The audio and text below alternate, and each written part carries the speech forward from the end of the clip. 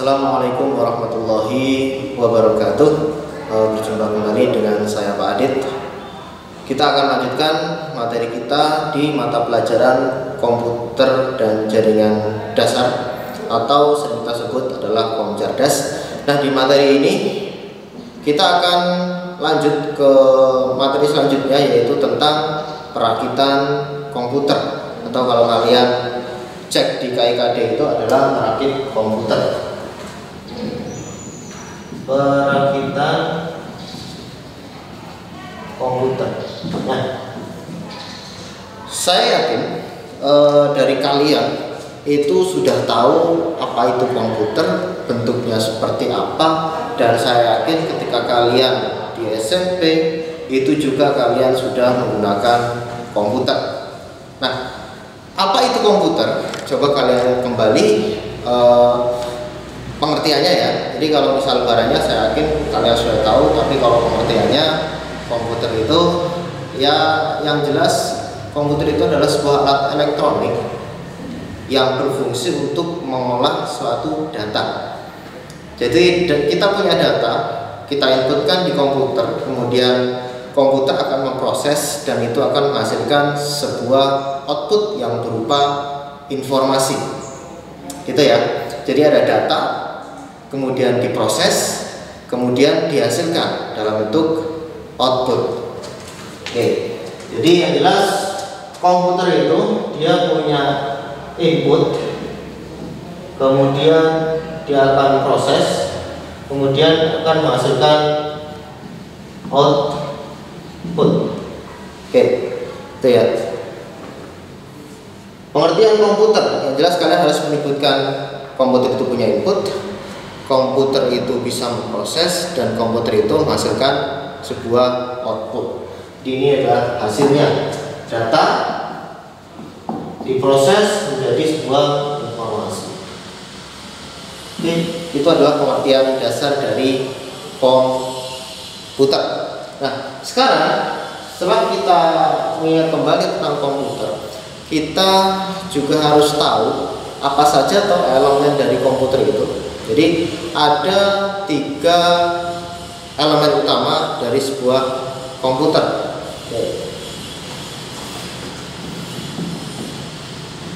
Elemen komputer apa saja?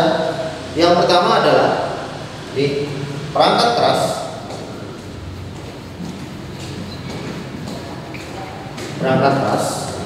kedua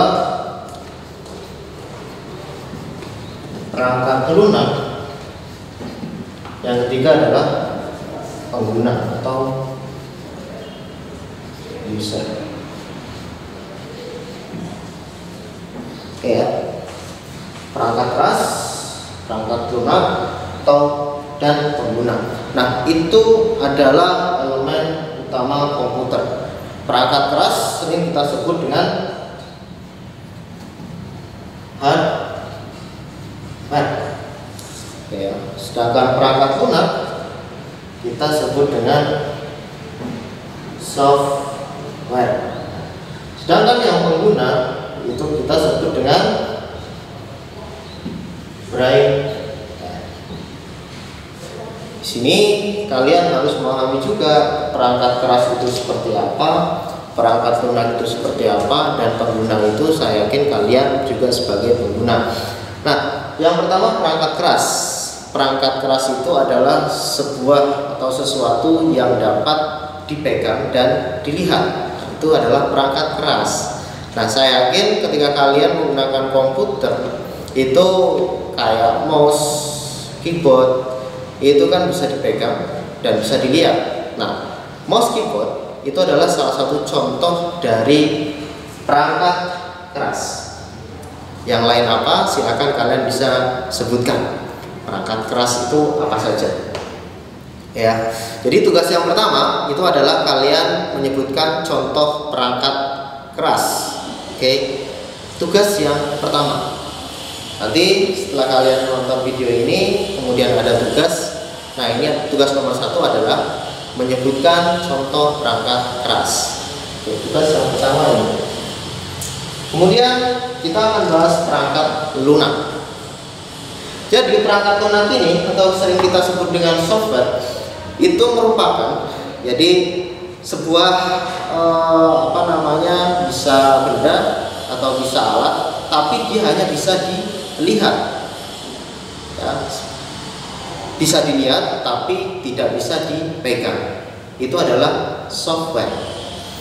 Bisa dilihat tapi tidak bisa dipegang, itu software. Oke, nah contoh software yang sering kita pakai untuk mengerjakan tugas dan sebagainya itu salah satunya adalah Microsoft Word. Oke, salah satu contoh adalah Microsoft Word. Nah, tugas kalian selanjutnya, tugas nomor 2, kalian sebutkan contoh software lainnya selain Microsoft Word. Oke, tugas nomor 2, kalian menyebutkan contoh dari perangkat lunak. Ya, itu tugas nomor 2. Kemudian akan kita lanjutkan elemen yang terakhir adalah pengguna atau user atau sering disebut dengan brainware. Oke, perlu diingat. Jadi sering kita itu mengartikan brainware apa? Otak, bukan, tapi dia adalah pengguna. Nah, pengguna di sini dia yang akan melakukan kontrol dari komputer tersebut, ya. Jadi antara perangkat keras, kemudian dia akan dikontrol oleh pengguna, kemudian dia berkolaborasi dengan perangkat lunak. Jadi ini adalah elemen komputer yang utama. Jadi kalau komputer tidak ada perangkat kerasnya, nah itu komputer tidak akan bisa dipakai. Kita punya software Office, ya, tapi tidak ada perangkat kerasnya, tidak ada mouse, tidak ada keyboard, komputer itu nggak akan bisa dipakai. Saya punya seperangkat komputer nih, RAM-nya bagus, harddisknya kapasitas gede, keyboardnya dan mouse-nya gaming, tapi kita nggak punya software atau perangkat lunak, ya komputer itu tidak akan bisa terpakai. Ya, jadi elemen komputer ini adalah menjadi satu bagian. Oke ya, paham ya di sini ya. Nah, elemen komputer. Setelah kita tahu elemen komputer, kita akan naik lagi. Jadi kita akan batasi sampai dengan di perangkat kerasnya saja atau hardware. Oke, kita harus dulu.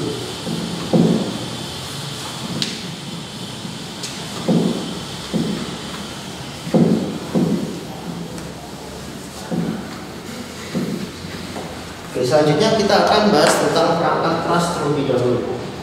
Ada hardware.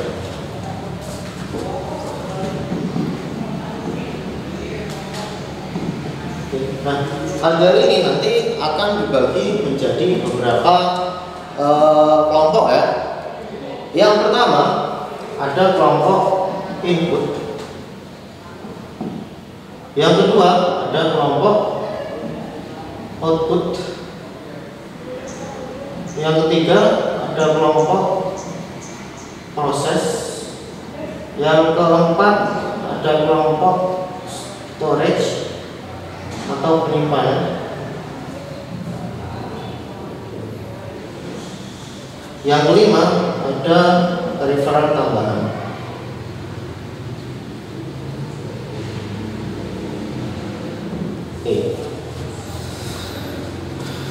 Di bagian hardware itu paling tidak ada 5 kelompok yang harus kita pahami terlebih dahulu. Yang pertama adalah input, yang kedua adalah output, proses, storage atau penyimpanan, dan peripheral tambahan. Kita kembali ke input. Tadi sudah saya jelaskan di bagian awal. Jadi komputer itu adalah sebuah alat yang dapat menerima data, memproses dan mengeluarkan data. Di input tadi saya sudah disebutkan, contohnya adalah keyboard, mouse. Itu contoh dari input. Nah, sekarang apa itu komponen input? Komponen input adalah sebuah komponen yang dapat digunakan untuk memasukkan data pada komputer. Yang dapat digunakan untuk memasukkan data pada komputer itu input. Oke. Yang dapat memasukkan data pada komputer itu input. Paham ya? Kemudian kita lanjut. Output. Apa itu output? Output adalah sebuah komponen yang berfungsi untuk menghasilkan dari sebuah proses komputer atau alat yang digunakan untuk memunculkan hasil atau menampilkan hasil dari proses komputer. Nah, gampangnya saya berikan contoh untuk output itu adalah monitor. Oke ya, saya beri contohnya, contoh monitor. Ini saya kasih contoh mouse. Oke. Input pemasukan, output untuk menampilkan hasil proses. Nah, sekarang kita lanjut ke proses. Jadi proses ini adalah sebenarnya komponen yang benar-benar sangat diandalkan oleh komputer. Semakin bagus prosesnya, maka komputer dalam menghasilkan hasil dari input itu akan semakin cepat atau semakin baik. Contohnya untuk proses dan komponen utamanya yaitu adalah prosesor.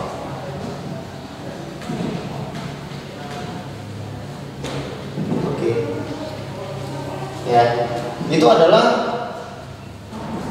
sebuah alat atau sebuah komponen utama dari sebuah proses. Nanti kalau kita buka atau kalau kita detailkan, itu nanti prosesor itu akan dibagi menjadi beberapa bagian. Tapi pada kesempatan kali ini saya tidak akan menjelaskan detail tentang prosesor. Nanti kita akan sambil jalan. Jadi prosesor itu bagiannya apa saja, fungsinya apa saja, nanti kita akan jelaskan. Kemudian nanti prosesor itu ada merek dan lain sebagainya. Kemudian detail kecepatannya seperti apa nanti kita akan jelaskan sambil materi ini terus kita sampaikan. Nah, hardware yang keempat yaitu storage atau penyimpanan. Jadi kalau kita menggunakan komputer, kemudian kita nyimpen gambar, kita nyimpen musik, kemudian kita nyimpen dokumen atau tugas kita, nah itu kita menggunakan komponen storage. Dia yang akan bekerja. Nah, apa itu komponen storage atau penyimpanan? Saya yakin kalian juga sudah tahu. Kalau kalian sering menggunakan HP, kemudian ini RAM-nya 2 GB, kemudian ROM-nya adalah 8 GB. Nah, yang dimaksud dari 8 GB itu adalah penyimpanannya. Kalau di komputer itu salah satu contohnya adalah hard disk.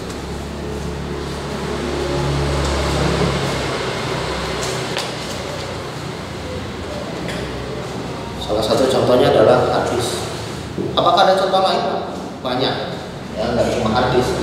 Ada SSD, kemudian kalau kita menggunakan HP itu ada RAM dan sebagainya. Ini salah satu contohnya adalah hard disk. Oke. Kemudian kita lanjutkan. Nah, di sini hardware dari komputer itu yang kelima adalah peripheral tambahan.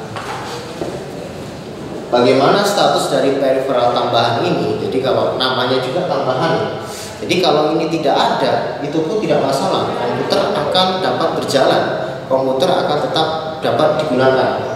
Oke. Nah, peripheral tambahan ini fungsinya sebenarnya untuk memaksimalkan kerja komputer. Ya, ini salah satunya yang saya contohkan adalah contoh langkah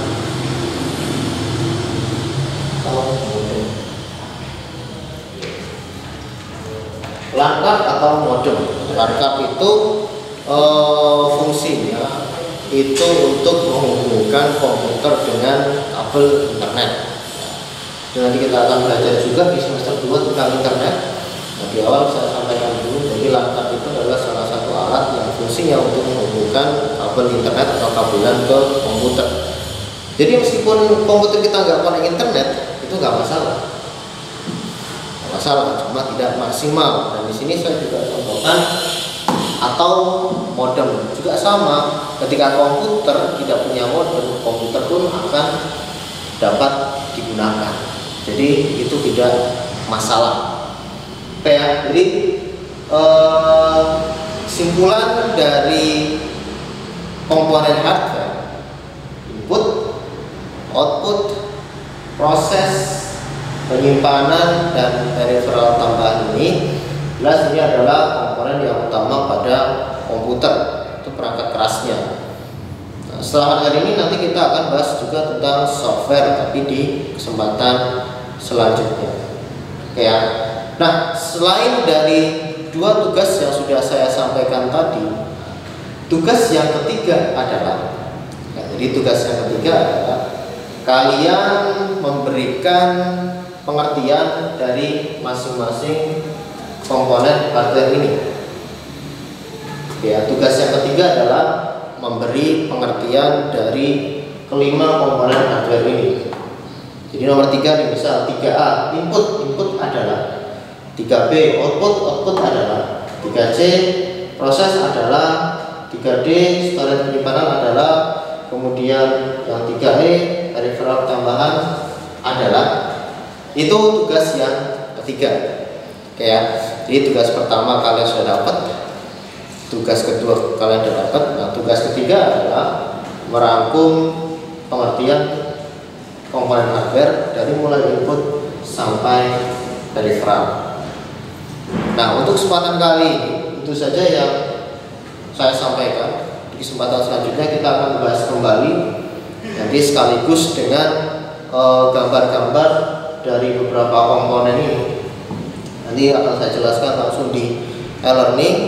Yang jelas kalian pahami dulu tentang komputer dasarnya, yang mulai dari elemen kemudian hardware. Yang jelas itu dulu.